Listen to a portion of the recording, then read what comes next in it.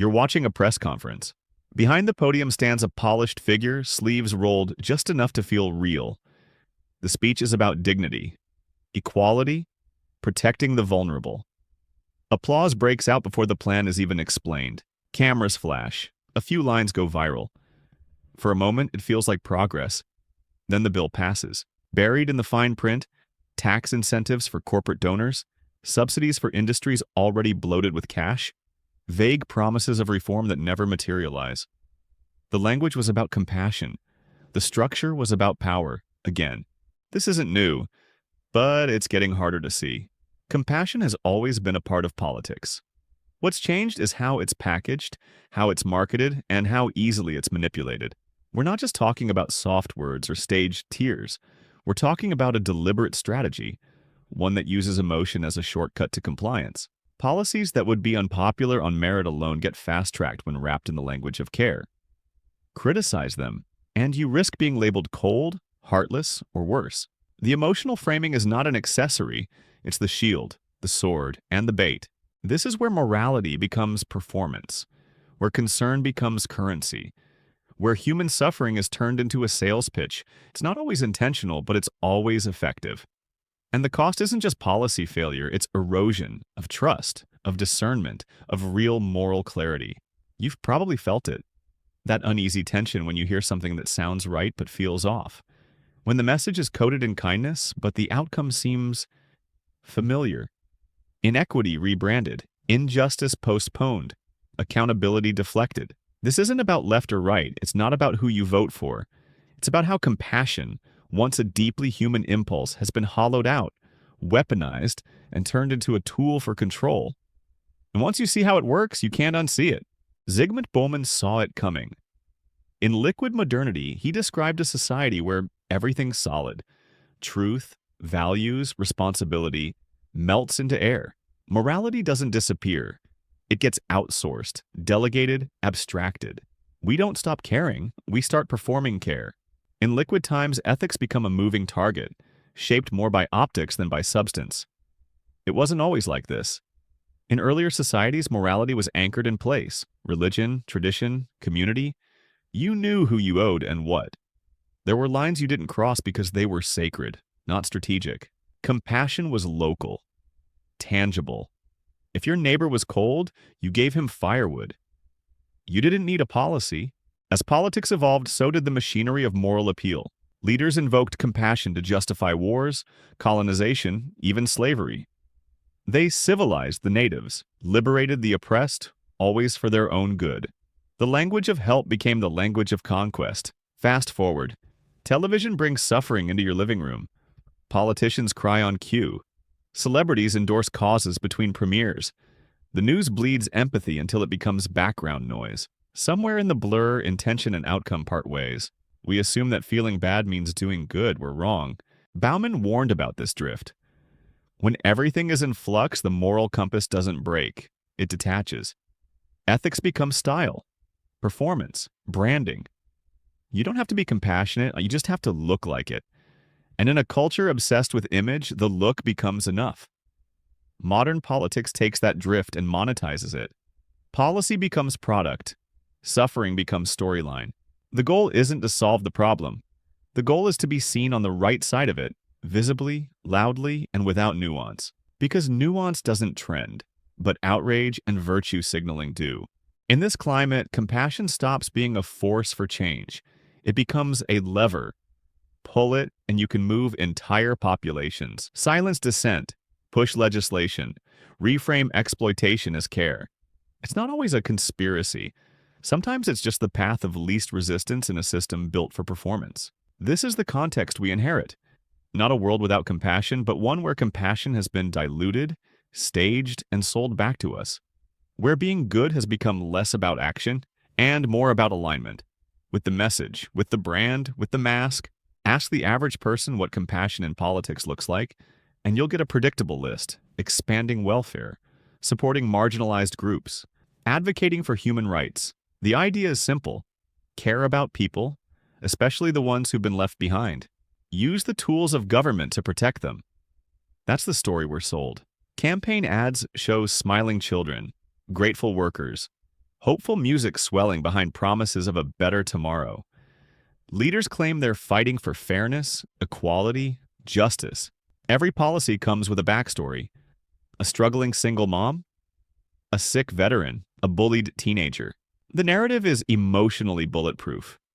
If you oppose the policy, you must oppose the people it's supposed to help. It works because we want to believe it.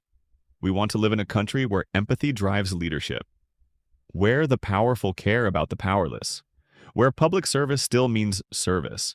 And sometimes they do care. Sometimes it's real. But often it's a curated illusion. The compassionate language is there, but the mechanics don't match. The aid gets routed through bloated bureaucracies. The programs benefit contractors more than citizens.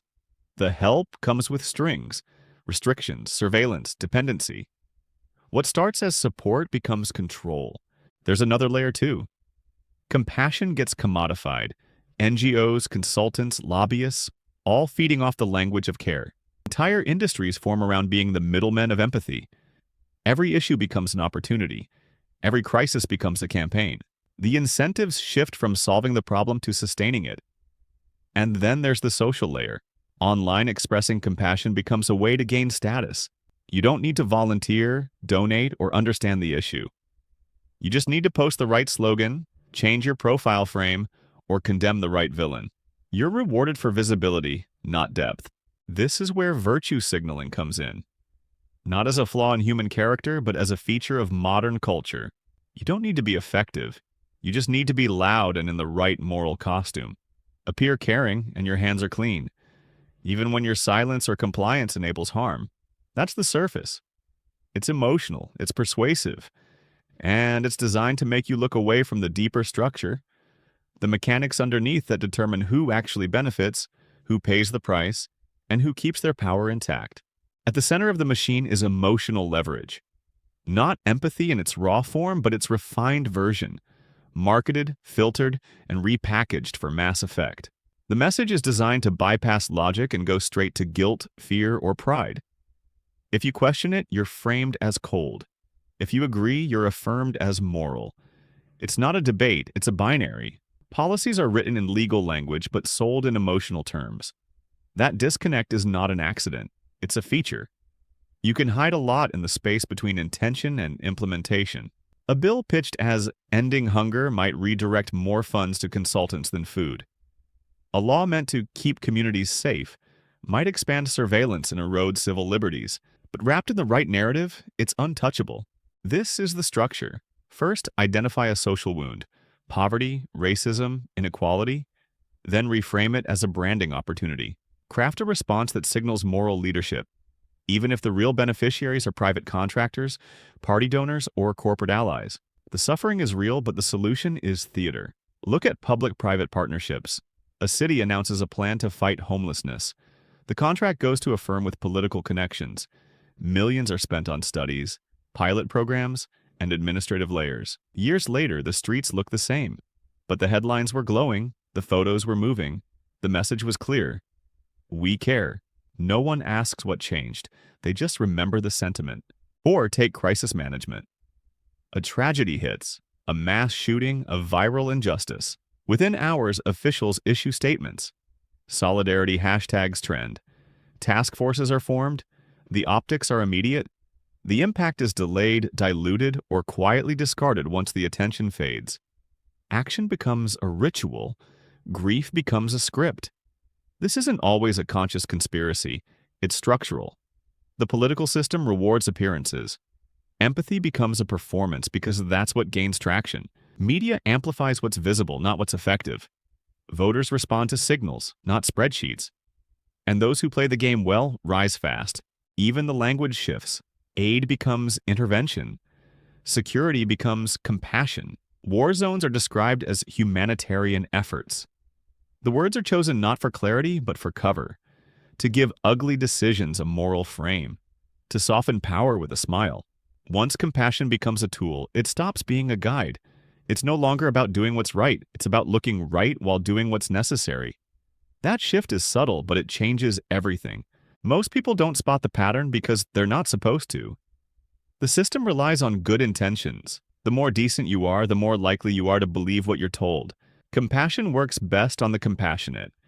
We're taught to assume sincerity, especially from those in power who speak the right language, who seem to care, who say all the right things. Questioning that feels cynical, even cruel. It triggers a quiet discomfort. What if I'm wrong? What if they actually mean well? That discomfort is the shield. It stops people from looking deeper, from noticing the gap between the message and the mechanics, between the image and the outcome. There's also fatigue. We're hit with crises constantly, economic, environmental, social. The emotional bandwidth of the average person is already maxed out. So when a politician or influencer packages a response neatly, most people accept it. Not out of laziness, but out of necessity. They want to care, but they also want to move on. Then there's tribal loyalty. In a polarized environment, challenging your own side feels dangerous. If your party claims the moral high ground, exposing its contradictions feels like betrayal.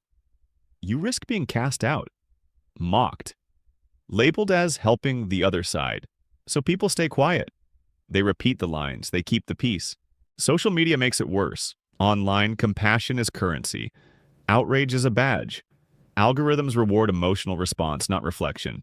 If you ask hard questions, you risk being misunderstood, misquoted, or attacked. So nuance dies, doubt gets buried, the narrative marches on.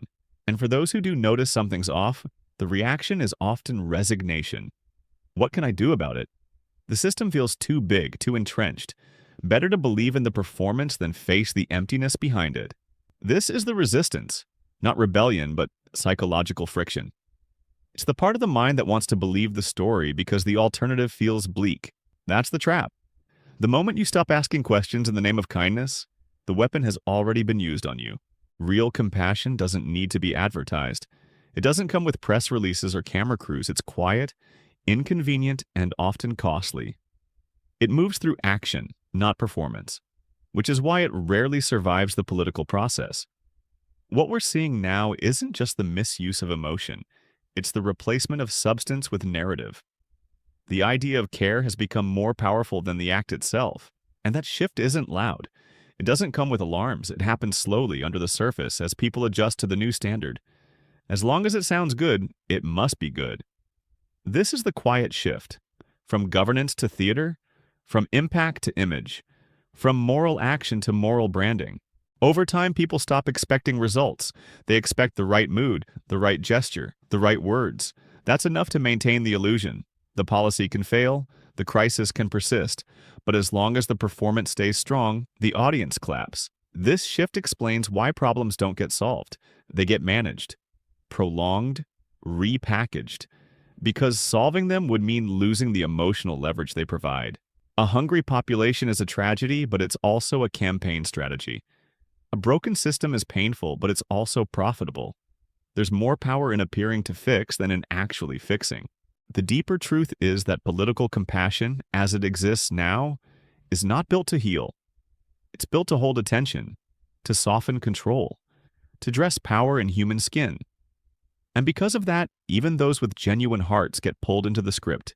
They want to help. They enter the system. And then they learn the rules. Optics first, structure second, substance last. Some leave, most adaptable. So we live in a country where moral language is everywhere, but moral clarity is rare, where help is promised loudly but delivered slowly, or not at all. Where compassion isn't gone, but it's been captured, rewritten, used against the very people it once protected. And if you've ever sensed something hollow in the speeches, the campaigns, the hashtags, that's what you're feeling. Not hatred, not conspiracy, just the echo of something real that's been stretched too thin to matter. This is the part nobody says out loud. In modern politics, if your pain can't be packaged, it doesn't count. If your crisis doesn't fit the narrative, it doesn't get airtime. There's no press conference, no hashtag, no mobilization, just silence. That's the unspoken rule. The system responds to emotion, but only the kind it can use. Suffering without a spotlight is invisible. If it can't be turned into a campaign, it becomes background noise. And once you see that, the whole machine starts to make sense. It's not just about what gets supported, it's about what gets ignored. Veterans with PTSD who don't go viral, families crushed by quiet inflation, Kids trapped in schools that fail them year after year with no cameras rolling. These stories don't move the needle because they don't serve the narrative. They're too complex, too politically inconvenient, too hard to monetize. The politics of compassion doesn't chase justice. It chases visibility. And once that's the game, truth becomes optional. What matters is the aesthetic of concern, not the outcome. The optics of inclusion, not the work of equity. The signal of care, not the sacrifice. That's why policy is shaped by what plays well, not what works. You'll see initiatives explode overnight when a story trends, but the root causes, the slow structural ones, don't get touched. They can't be solved in a photo op, so they're left to rot. This isn't about individual corruption, it's about cultural design. We've built a political environment where attention is currency and compassion is staged, where silence isn't failure, it's policy, and it runs deep. Even well-meaning people internalize the rule. Activists shift their messaging to fit the algorithm. Candidates train themselves to emote on cue. Staffers rewrite proposals to hit emotional notes. Everyone's adjusting to a system that no longer rewards quiet competence, only visible empathy. The real tragedy isn't just the manipulation, it's the consequence. Entire populations that stop believing help is possible unless it's televised. People who think their pain isn't valid because it isn't trending. A culture that confuses being seen with being served. That's the rule. If it can't be branded, it doesn't exist. And until that changes, the most honest struggles will stay off stage. Real, raw, and invisible. You don't need to become cold. You don't need to shut off empathy. But you do need to separate it from obedience. Just because something sounds compassionate doesn't mean it serves compassion. The only way to cut through the performance is to slow down and look at structure, not just message. Start with questions. Who actually benefits from this policy beyond the headlines? What are the measurable outcomes, not the stated intentions? How much money is moving and where is it going? What happens if you criticize it? Are you met with facts or moral accusations? This doesn't mean distrusting everything. It means refusing to outsource your conscience. Being emotionally moved doesn't mean you're being informed. If a pitch makes you feel righteous before you understand it, pause. That's not awareness, that's marketing. Watch for signs of branding, hashtags before logistics, stories before numbers, slogans with no definitions. When politicians lean hard on emotion but vague on detail, it's usually because the detail would break the spell. Pay attention to what's missing, not just what's being said. Then look closer at your own reactions. Are you supporting something because it aligns with your values or because it aligns with your image? Are you avoiding questions because they might put you in the wrong group? The weaponization of compassion only works if people are afraid to ask uncomfortable questions. If you're in a position to advocate or vote, focus on results, track records, implementation plans, not just promises wrapped in sentiment. Push for transparency over theatrics. Require specifics over sympathy. Offline, act where the cameras aren't. Help someone who can't repay you. Support a cause that doesn't trend. Pay attention to needs that don't come with applause. That's where real compassion lives. Quiet, difficult, thankless. That's also where your discernment grows. And when the next emotional campaign rolls out, don't harden yourself. Just listen without leaning in. Strip away the tone. Ask who's gaining what. Watch the details, not the tears. Real care doesn't need to sell itself. It just acts. Most of the system runs on compliance. Not because people are cruel, but because they're exhausted, distracted, or ashamed to question what looks like virtue. The antidote isn't cynicism, it's clarity. Once you see the trick, you're no longer a part of the audience. You don't need to shout. You don't need to argue. Just watch longer than the performance lasts. Let the speeches fade. Let the slogans settle. Wait for the policy to unfold, the budget to move, the consequences to appear. That's where the truth lives. Beneath the applause, after the cameras, beyond the narrative. Real compassion doesn't shine. It doesn't seek credit, and it doesn't flinch under scrutiny. It does the work, even when no one's watching. So pay attention to who needs the spotlight and who walks into silence and stays there. Ask yourself, always, what would this look like without the branding? Who would still benefit? Who would still suffer? Who would still be in charge? That's the real measure. Not the message, not the mood, just the impact. And when you see the pattern, you won't unsee it. not because you've become jaded, but because you've learned to listen with your eyes open.